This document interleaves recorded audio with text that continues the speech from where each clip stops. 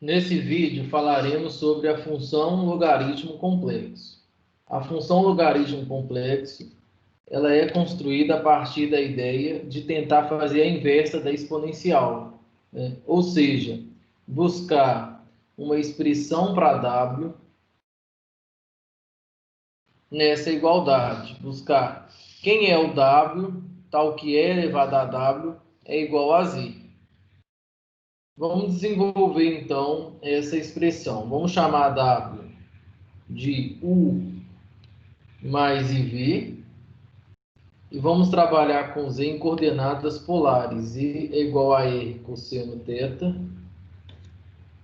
mais I seno θ. Então, dessa igualdade, a gente vai ter que E elevado a U mais IV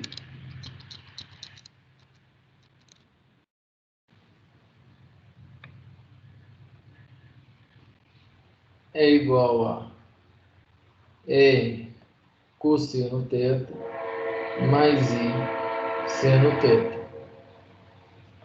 Isso quer dizer que E elevado a U cosseno V mais I seno V é igual a R cosseno θ mais I seno θ. Nesse caso, eu tenho a igualdade de dois números complexos que estão na forma polar. Dois números complexos na forma polar vão ser iguais só quando eles tiverem o mesmo módulo, ou seja, E elevado a U é igual a R, e eles tiverem argumentos que são incôngruos, ou seja, um difere do outro, exceto por um ângulo múltiplo de 2π. Então, isso quer dizer que V é igual a θ mais 2π. Bom, e nesse caso aqui a gente tem a exponencial, a gente tem que inverter a exponencial real. Então, trabalhando com logaritmo na base E, a gente chega que U é igual a logaritmo de R na base E. E aí a gente consegue expressões para U e para V. E a gente chega que W é igual a logaritmo de R na base E mais I θ mais 2π, em que R é igual ao módulo de Z e θ é um argumento qualquer de Z. Isso que a gente chegou é uma expressão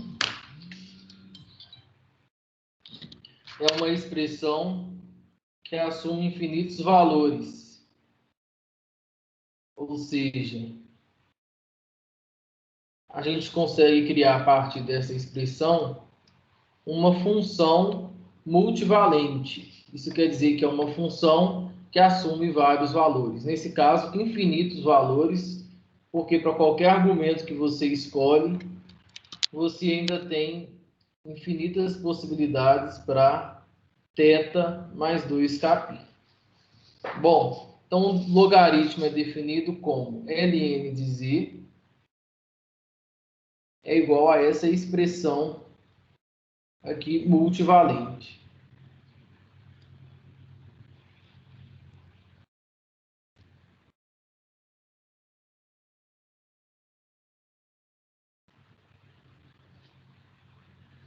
Essa expressão e o k é um número inteiro, né? K pertencente a z. A gente utiliza essa expressão ln de z quando o nosso problema de origem é resolver a equação elevada a w é igual a z. Uma observação, na linguagem de variáveis complexas, a gente reserva a expressão ln, por exemplo, ln de 2, isso é o logaritmo complexo do número 2, que assume infinitos valores, diferente do ln de 2 no contexto de números reais que assumem apenas um valor. Por isso, quando a gente quiser tratar do logaritmo natural real, a gente vai trabalhar com log na base E, porque essa expressão no contexto de variáveis complexas quer dizer logaritmo complexo, que é uma expressão multivalente, né, que assume infinitos valores. Bom, uma outra observação é que, assim como no logaritmo real, não existe logaritmo de zero, porque ln de zero, o zero é um número que nem tem forma polar, né? E outra, a gente não ia conseguir fazer, se o zero tivesse forma polar, o módulo seria zero. E a gente não ia conseguir calcular log de R na base E, porque não existe logaritmo real de zero. Então, todo esse cálculo que foi feito foi supondo que o número complexo tem forma polar, ou seja, não é o zero. Bom, então vamos dar um exemplo de como que a gente usa essa expressão para resolver um problema. Suponha, por exemplo, que a gente queira resolver essa equação. E elevado a W é igual a menos 2. A resposta para essa pergunta é: W é igual a logaritmo complexo de menos 2.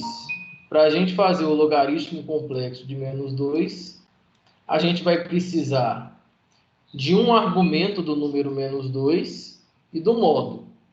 O módulo, que é igual a R, é igual a 2, e o argumento que eu vou chamar de θ, eu vou usar π. Isso porque o número 2, o número menos 2, ele está localizado no eixo real negativo. Então, a gente pode escolher θ como sendo π, e o módulo é igual a 2. Usando aquela fórmula, a gente tira que W é igual ao logaritmo real de 2 na base E, mais π mais 2 κ. Pronto. Essa é a expressão para todos os números complexos W que satisfazem essa equação. Bom, é possível transformar a função multivalente ln de z numa função que nós vamos chamar de função logaritmo complexo, logaritmo principal complexo, ou logaritmo complexo principal. Então, a função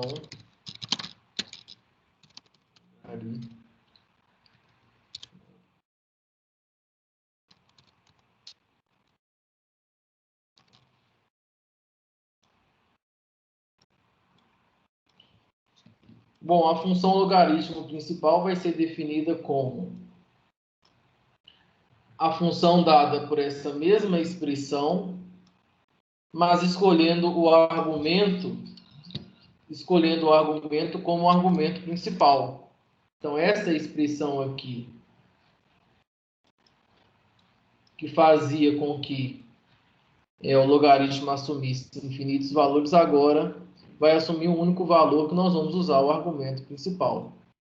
E a gente tem que logaritmo principal de z, nós vamos usar esse ln com L maiúsculo para diferenciar do logaritmo, da expressão multivalente do logaritmo. Então, nós vamos definir como ln de z a função dada pela seguinte expressão: logaritmo de R na base E mais e θ, com θ pertencente a menos π até π. Com isso, a gente ganha a unicidade para o logaritmo e a gente ganha uma função sob o ponto de vista do cálculo, né? Uma função que para cada valor de z nós temos um único valor para a imagem. E lembrar que z tem que ser diferente de zero. Não existe nem logaritmo principal, nem logaritmo multivalente de zero. Então, essa é a expressão para o logaritmo principal. Qual que é o efeito geométrico da transformação logaritmo principal?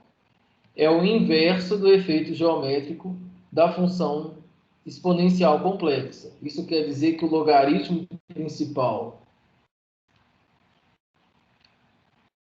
ele pega todo o plano complexo, exceto a origem,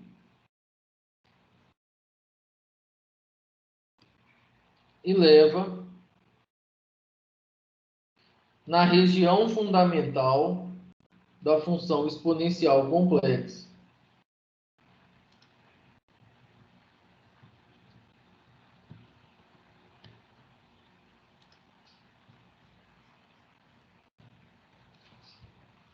Que é uma faixa horizontal presa entre as retas π, y igual a π e y igual a menos π.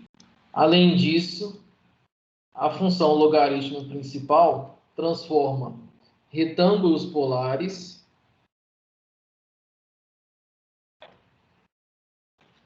em retângulos. Além disso, transforma círculos em segmentos verticais. E por último, transforma raios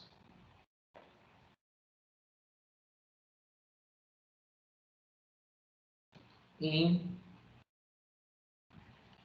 retas horizontais. Então, o efeito geométrico da função logaritmo principal é o oposto, é o inverso do efeito geométrico da exponencial complexa. Vamos falar agora sobre continuidade e analiticidade. A expressão logaritmo principal de z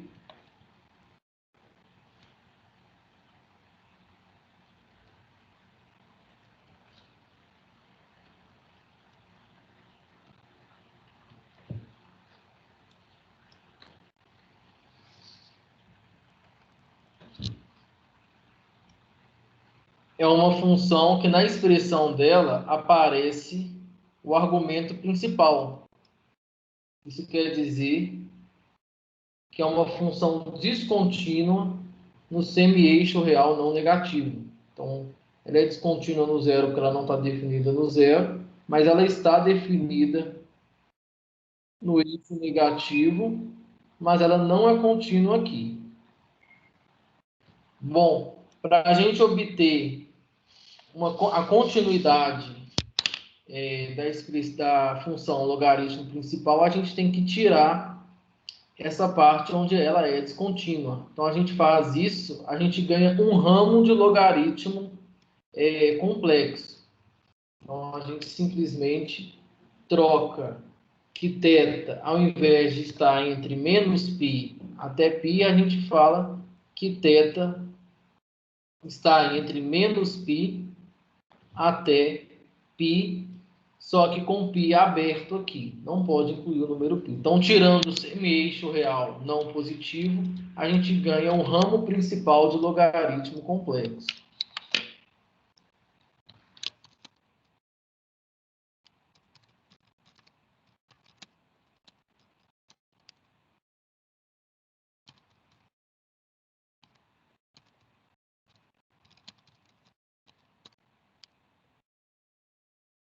Então, o ramo principal de logaritmo complexo é a função complexa dada por essa expressão.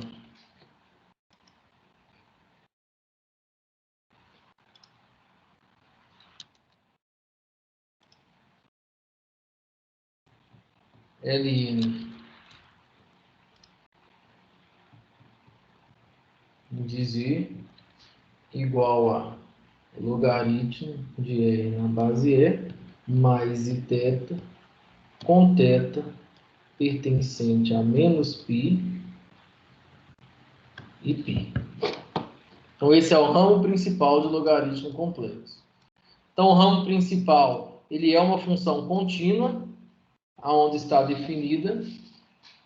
E, além disso, se a gente usar as equações de Cauchy-Riemann na forma polar, utilizando U de Rθ como sendo logaritmo de R na base R e V de Rθ como seno θ, a gente chega que a função, que o ramo principal de logaritmo também é uma função analítica, considerando o domínio. Bom, e além disso, usando ainda as fórmulas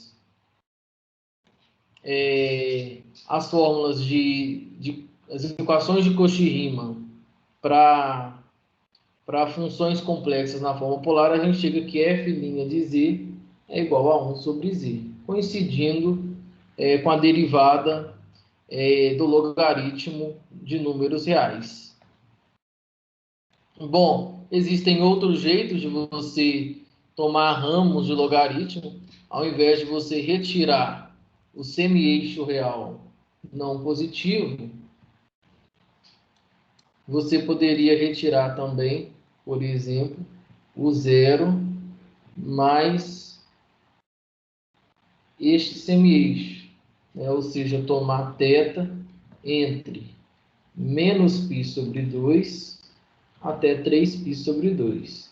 Desse jeito, você define um ramo de logaritmo que vai ser uma função contínua e analítica, considerando que o argumento que você está tomando é feito dessa maneira. E aí você ganha um outro ramo de logaritmo. Então, você pode criar infinitos ramos de logaritmo, desde que você retire um semi-eixo, né?